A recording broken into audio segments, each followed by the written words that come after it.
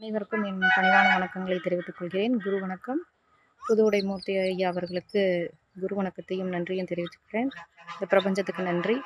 நான் இந்த ALP class செய்கிறதுக்கு காரணமாக இருந்தவங்க யாருன்னு பார்த்தீங்கன்னா, ராஜேஷ்குமார் ஆக்டர் இருக்கார் இல்லைங்களா, அவங்களும் ஜட்ஜ் மேடம் பேசுனதை வச்சு தான் நான் இதில் ஜாயின் பண்ணேங்க. ஸோ இது எனக்கு நிறைய மாற்றங்களை ஏற்படுத்தியிருக்கு. எனக்கு எங்கள் மாமியாருக்கும் பார்த்திங்கன்னா நிறைய முரண்பாடுகள் இருந்ததுங்க. ஆனால் இந்த 1 மாதத்து அளவுக்கு பார்த்திங்கன்னா அவங்களே என்கிட்ட ரொம்ப அன்பாகவும் பணிவாகவும் பேசிகிட்டு இருக்காங்க. எனக்கும் அந்த மாதிரியான மாற்றங்கள்லாம் இருக்குது. அதாவது ஏதாவது சின்ன சின்ன பிரச்சனைகள் வரும்பொழுது அதை ஈஸியாக சால்வ் பண்ணக்கூடிய ஒரு மனப்பக்குவமும் இப்போ இருக்குது. எனக்கு அடிக்கடி ரொம்ப கோவமெல்லாம் வருங்க. இப்போ பார்த்திங்கன்னா அது கொஞ்சம் கொஞ்சமாக குறைஞ்சிட்டு இருக்குது. அது எனக்கு கண்கூடாவே தெரியுது. என்கிட்ட பழகுறவங்களும் அந்த மாற்றத்தை வந்து சொல்கிறாங்க. நான் வந்து ஒரு ப்ரைவேட் ஸ்கூல் டீச்சராக ஒர்க் பண்ணுறேங்க. மிஸ் நீங்கள் முதல்ல மாதிரி இல்லை, கொஞ்சம் மாறிட்டீங்க அப்படின்னு சொல்கிறாங்க. அதுவே எனக்கு ரொம்ப சந்தோஷமாக இருக்குது. அது எனக்கு என்ன சொல்கிறது, இந்த மாற்றத்துக்குலாம் காரணம் அப்படின்னு பார்த்திங்கன்னா இந்த ஏஎல்பி கிளாஸ் தான் அப்படின்னு நான் நினைக்கிறேங்க.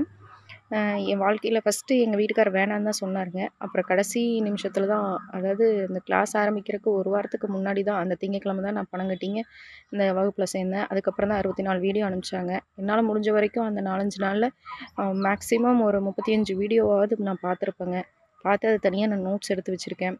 அந்த கர்மா கிளாஸு இதெல்லாம் ரொம்ப அருமையாக புரிஞ்சுதுங்க. Shanthi Devi madam, Santhakumar sir, Sathyanarayan sir, இடையில வந்து நீங்கள் புதுவுடை மூர்த்தி ஐயா வந்து நல்லா அவர் வந்து கடைசியாக அந்த கொஷின் கேட்டு கலந்துரையாடலாம் இருக்கும்போது ரொம்ப அருமையாக இருந்ததுங்க.